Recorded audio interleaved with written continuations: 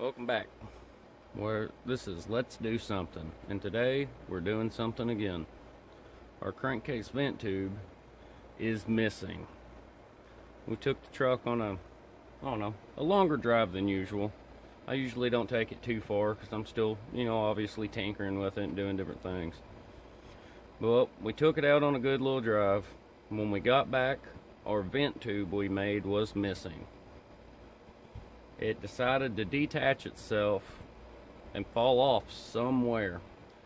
I heard it fall and hit the ground. I walked up and down each side of the road right in that area trying to find it. Have no idea where it went.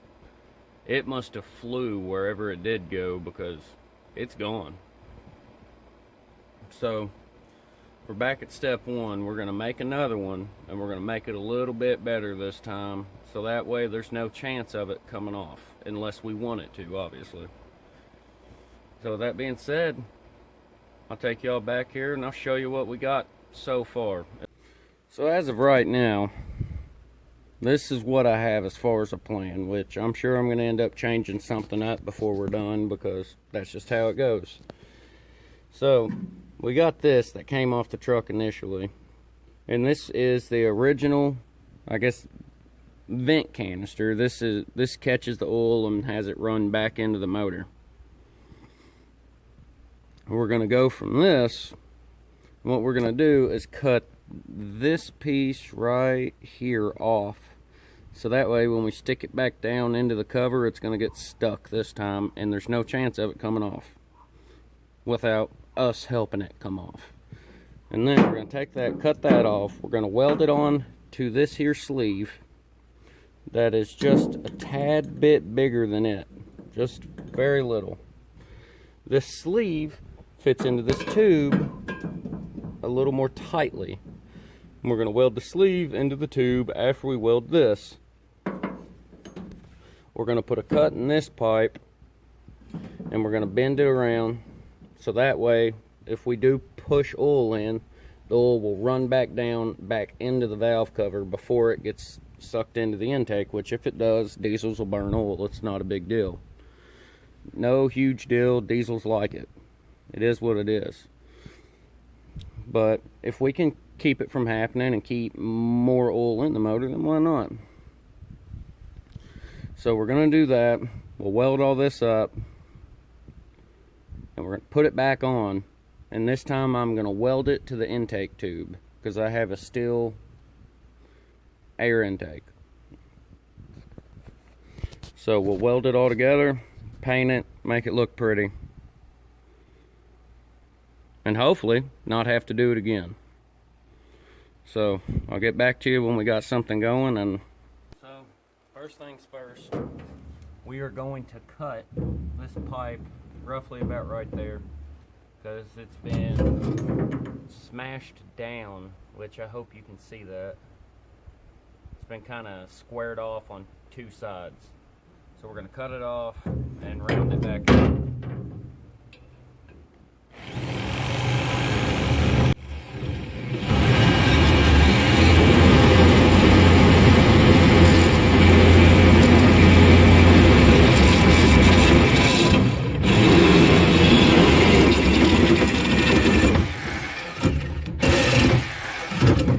I know, I'm sure I'm going to get a lot of safety comments, but I'm working with what I got right now. One thing that we will do is change this blade, because this is probably the worst blade I've ever used. Hyper tough, love Walmart, cheap is cheap, remember that. So, let's get out the decent ones. Never go wrong with good old DeWalt.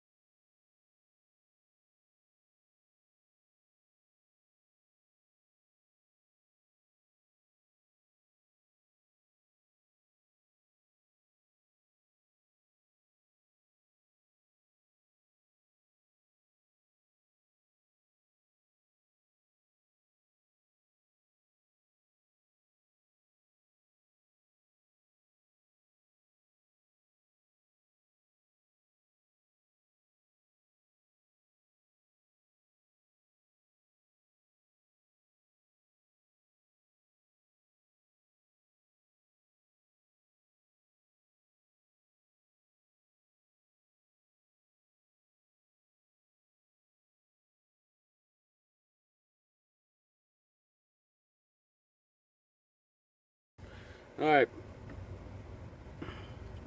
So we got something a little random to go along with the crankcase. We have a fuel line that is leaking on this truck, and I've had to order it through the dealer. It's the only people that carry it. No one makes it. I mean, I guess I could have made my own out of braided line, but for the cost of buying the line through the dealer compared to making my own out of braided line, it would have been roughly the same price. So, well, really the braided line, it would cost me a little more to make it with that than it is to just go to the dealer and buy the line. So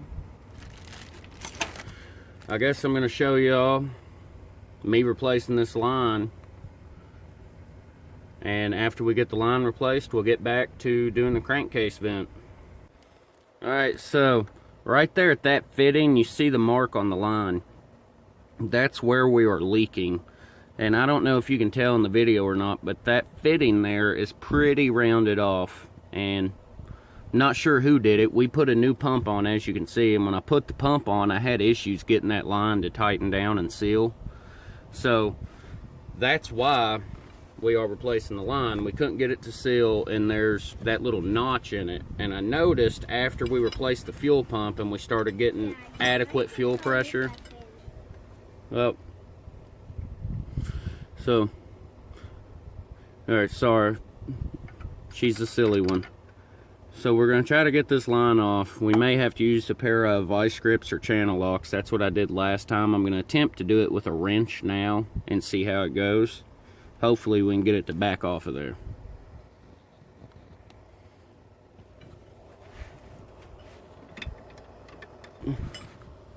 Nope. Don't look like we're going to get it with a wrench. Maybe. Alright, she's turning. Right when I said that, it finally caught instead of just spinning around.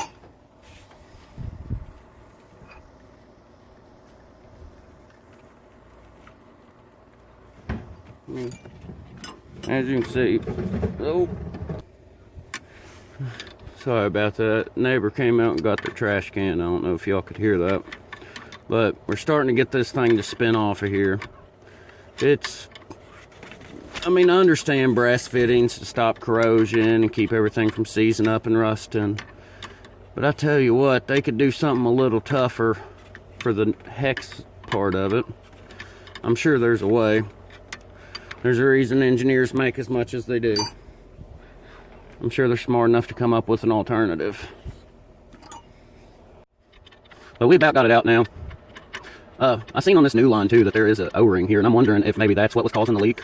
At least partially. So, the new line came with a new one, and I dropped the wrench. I'll be back. Anyways, the new line came with another O-ring for right here. So, but for the amount of fuel that was on the frame rail and around the base of the engine, I'm thinking that little notch in the line had a leak, and as soon as we brought the fuel pressure up, it just started blowing fuel.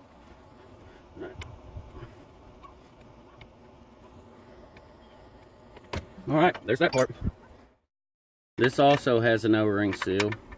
And something we're going to do where this new line is steel, we are going to throw a pretty thick coat of paint on it before we put it all on here. But you can see I painted this older one. At least I put a little bit of paint on it. Just trying to pretty everything up under the hood, and honestly just, I don't really know. I had the paint and figured, hey, why not use it?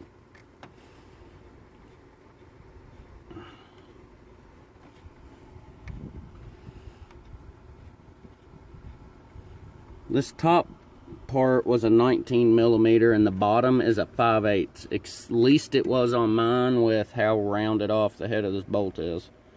Or fitting. As you can see, this fitting is murdered. Somebody has done work on it. Threads are all boogered. Alright. So, what we got is some high temp engine enamel. Drivetrain paint, chemical resistant coating, up to 1200 degrees. So, like I said, we're gonna not paint any of the fittings, none of the threaded parts. We're just gonna put a coat on this pipe, piece of fuel line because, I mean, I literally just picked it up an hour ago. And can you see the rust on it? So it's definitely gonna rust. And this is just a quick and easy way to try and give it a little bit of protection. And this here paint's got some metal flake in it, so it looks pretty good too. The way I've always painted things is first coat doesn't have to be perfect, just get it on there. By the way, I did spray this off with brake clean because most things come with a little coating of oil to protect them during shipping. Woo, almost dropped it. You'll see that? Fast hands. But it comes with a coat of oil on it for shipping, and if you try to paint over that oil, it is going to cause your paint to bubble. So if you got some brake clean or mineral spirits or lacquer thinner, really anything will work. Just wipe it off so that way the paint will stick. And I'm putting a relatively thick coat on it. I'm not sure if y'all can tell. But we're putting a little bit thicker coat on it just to make sure we got it good and protected. So, because we don't, I mean, if we do for some reason scratch the paint or chip it, we want to make sure that there's still something there to give it a little more protection. And the wind's blowing awful hard, so this really ain't the easiest thing, but it is alright. Sorry about that. Someone texted me. But here you have it after. Kind of hoping y'all will be able to see that paint, that flake in this. If not, you will once we get it on. But it's got some metal flake in it. It's pretty nice. Since it's spray paint, it's probably just some kind of glitter or something, but hey, I don't care. It looks better than bare rusted metal, right? Alright, so it's been, I don't know, probably about 10-15 minutes. We're gonna go ahead and run this fuel line back down through here. So we've got this started on. Yeah, we're gonna go ride our bikes in a minute. And once again, this top fitting, a 19mm, fits snugly.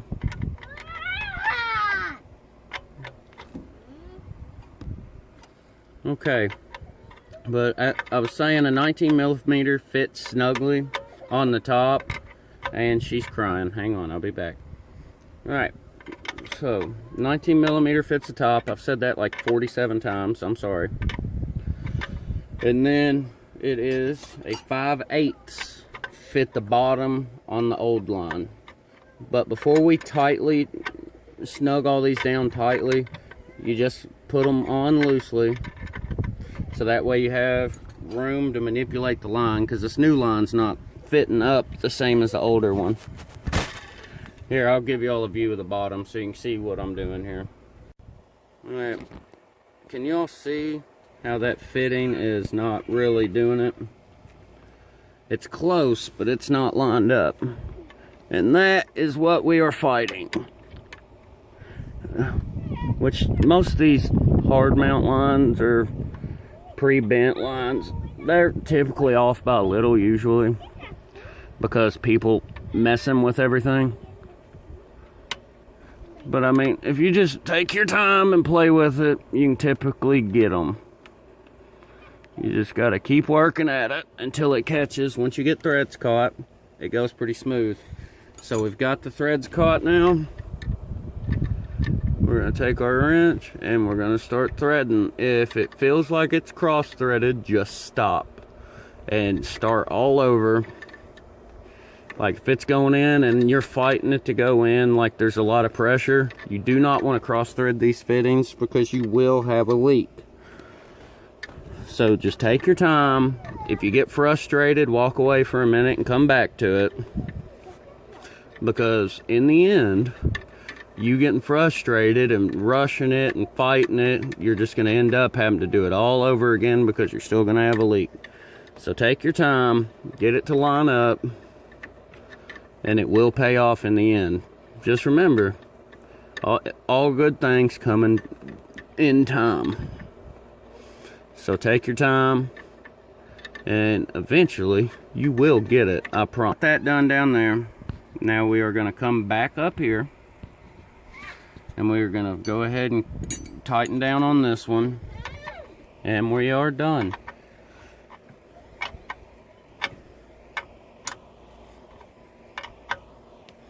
This top one has a rubber, I guess you'll call it, a little rubber O-ring to help everything seal. So what I do is I take it, start getting it snug, then take it tight, and when I can't bounce the threads, as you can see, I'm kind of bouncing it. When I can't bounce it any tighter, I stop. So there it is. And let's see, can y'all see that metal flake in there? That spot right there is where some rust was. So you can see that rust kind of bubbles. But there you go. And there you. Alright, there's nothing to it but to do it. That's with everything. So thanks for watching. Now back to the crankcase vent.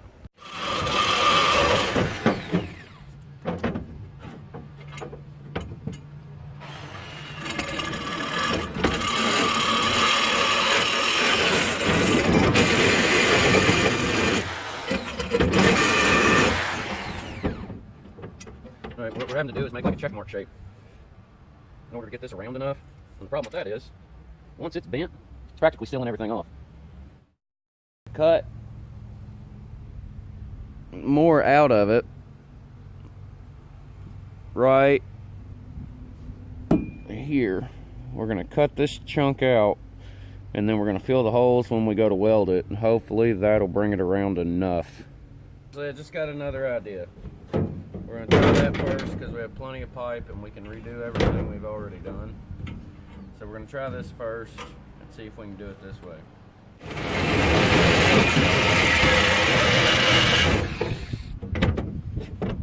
Hold it back out.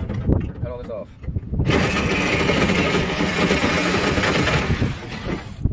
Alright, now we're going to heat it so I can get the bolt that I want. So I'm going to cut the excess from that. It is on. It's hard to see.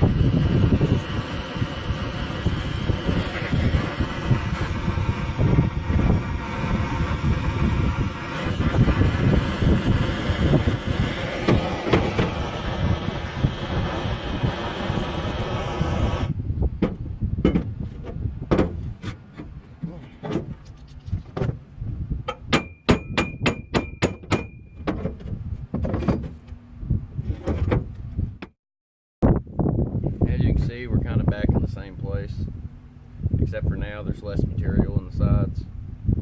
So I have another idea.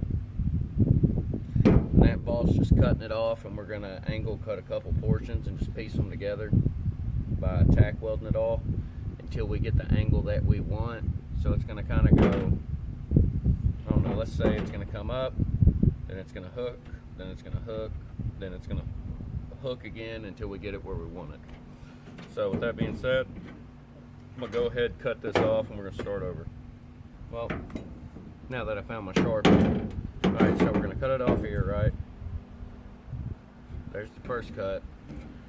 Alright, so that's going to be a flat cut right there. This is already angled, so we're going to take this, angle it a little more, cut it at an angle, tack weld it on. Come up here, cut this at an opposing angle, like such, so it's going to be kind of shaped like a V, the tubing is, and we're just going to stack it together, and then we're going to get the pipe angled to where we need it to go. If I had a tubing bender, this would have been done forever ago, but I don't, so we're doing it the hard way. So instead of making y'all watch me do a bunch of stuff all over again, I'll get back to you when I have something to show. Alright, so we're back. Neighbor's going by on a lawnmower. As you can see, this is what we're shooting for now. And I don't know if you can tell, but it's kind of like a check mark shape. kind of comes down and then hooks back. And that's the shape we need in order to get it into the hole on the valve cover tightly and to get it into the air intake. So as you can see, we got the piece we made before right there. Then we got this smaller piece right here. It's kind of a wedge. A longer tube.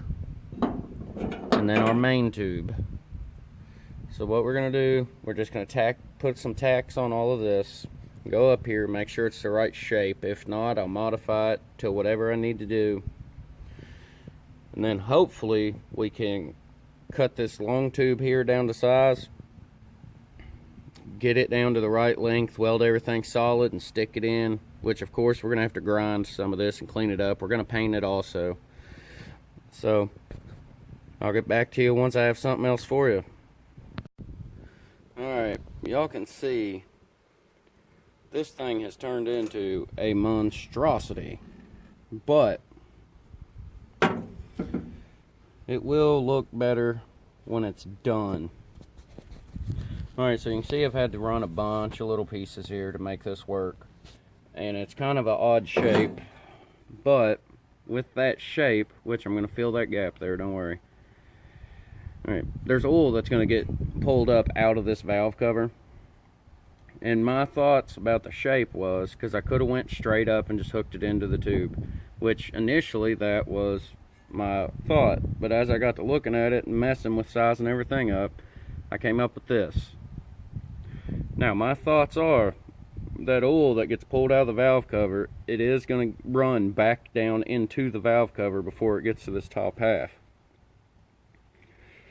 So that was the thought behind it, and that's where we're going to go. So I'm going to weld this up. We're going to make sure it still fits. Then we're going to clean it up and paint it.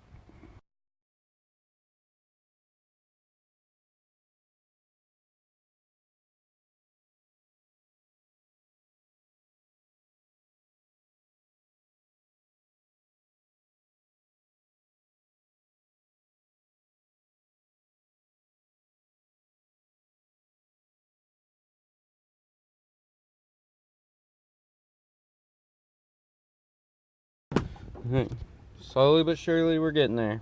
So I'll be back when we get her done and we're putting a coat of paint on it. Alright, as you can see, I've got it done. It's welded, it's grinded, it's cleaned up about as good as we're going to get it.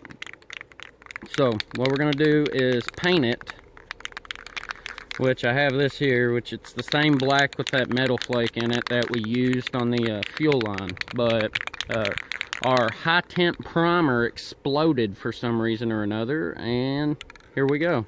This is covered in it, but it is the same black that we used on the other. So we're just going to throw a coat on this to pretty it up, keep it from rusting under the hood. But it is done now.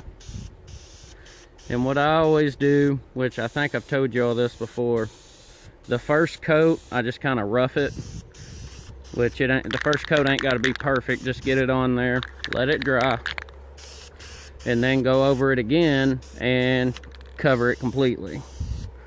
That first coat's going to kind of be your base coat, which of course the base coat isn't perfect. Base coat typically goes on rough, and you come in later and finish it. We probably over-engineered this by a little, to be honest, but there's worse things. I know I spent way too much time on it for no more than it's going to be doing. Alright, now I'm going to try to put it on thick, which, yeah, I didn't give it much time to dry, but this thing's been sitting in the sun, this pipe has, and it is very warm to the touch. So I know all of this is drying quickly. There's no doubt in my mind.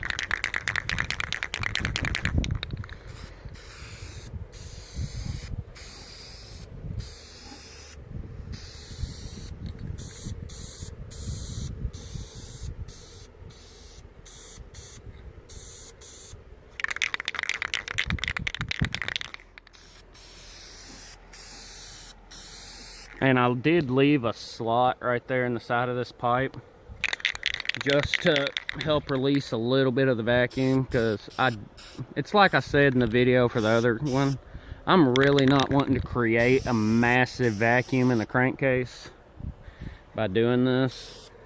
I just want to be able to draw all that pressure out. Because too much pressure, I'm going to blow a head gasket or something, and we don't want that. And we don't want that vent that was on the truck when I bought it, because that was a little much. It was smoking at every stoplight, looked like it was on fire. Not really, but no one ever... I guess what I'm saying is it didn't look like it was on fire, but I mean, it was smoking, and I didn't care for that. So all diesels have crankcase pressure. Even brand new diesels have crankcase pressure. So it is a common thing. They all have it. Excess crankcase pressure is a problem, which my truck does not have. We tested it, and I can't remember how many cubic feet of air a minute. It was an hour. Cubic feet of air an hour it was moving, but it wasn't in excess. It was still within the standard amount. So that means the truck's still solid. It's still got plenty of life left in it. But there you go. We've got her painted. If the sun was out, you'd probably be able to see it a little better. This is also a high gloss, which we are probably going to put one more coat on it before we... Alright, well, thank you all for watching. This is Let's Do Something, where we do a whole lot of something all the time. We'll see y'all on the next one.